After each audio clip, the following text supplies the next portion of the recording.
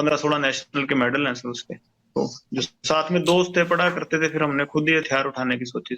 मैं तो अंदर था, तो जो मेरे भाई थे बाहर, उन्होंने प्रयास किए थे। 2014 में आप पहली बार पकड़े गए, आप मोहाली के पास से भाग गए, वो कैसे हुआ था और फिर कैसे पकड़े गए? वहीं से आपका जो सबसे ज्यादा नोटोरियस पन है वहीं से शुरू हुआ था 2014 से। मेरी बुआजी के लड़के का मर्डर हो गया था सर, जब मैं तारीख जा रहा था, तो उस टाइम मैं भाग गया था पुलिस से, पर बाद में पकड़ा गया था फाजिलका। नहीं, आप नेपाल चले गए थे, नेपाल से कैसे पकड़े गए, फिर वापस आ गए आप दिल्ली? वहां से सर हथियार लेके आ रहे थे, तो हथियारों के साथ पकड़े गए थे। हथियार आपको इतनी आसानी से कैसे मिल जाते हैं? इतने लिंक कैसे बन गए आपके? आप तो तब बड़े छोटे थे। जेल में मिल गए थे लोग, हथियार तस्कर थे।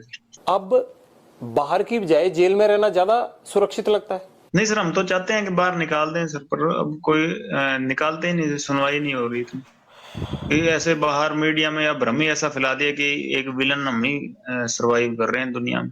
आपको मीडिया की सारी खबरें मिल जाती हैं अंदर? जी सर, अखबार लगवाए हुए हैं, वहां सेल में आते हैं सर अखबार।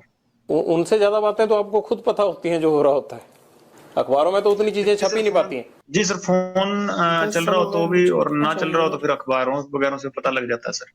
सचिन को आपने, जो आपका भांजा है, उसको कब बाहर भेजा और कैसे बाहर भेजा?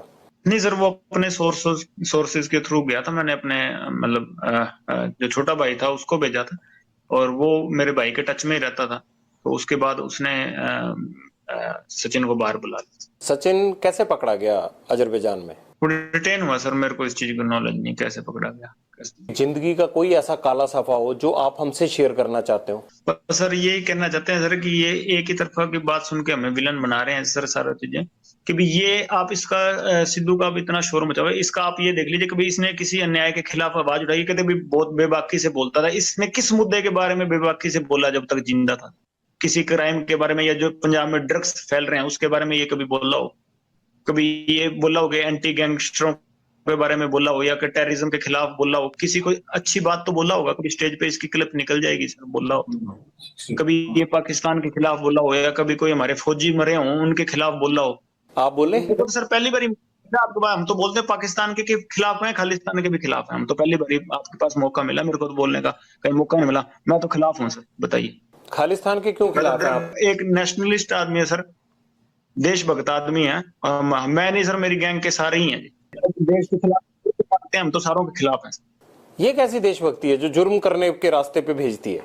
जुर्म सर बिल्कुल अक के किया, बिल्कुल नहीं। अगर इस तरह से जुर्म करके कोई फायदा मिलता हो तो यहाँ तो हर कोई, मतलब आजादी के बाद से इसी तरह से हर कोई अपने आप अपने जुर्म का हिसाब कर रहा होता। सर वही गलती होगी, हम सजा काट रहे हैं सर। 9 साल हो गए और कोई उसका वो नहीं है कि भी हम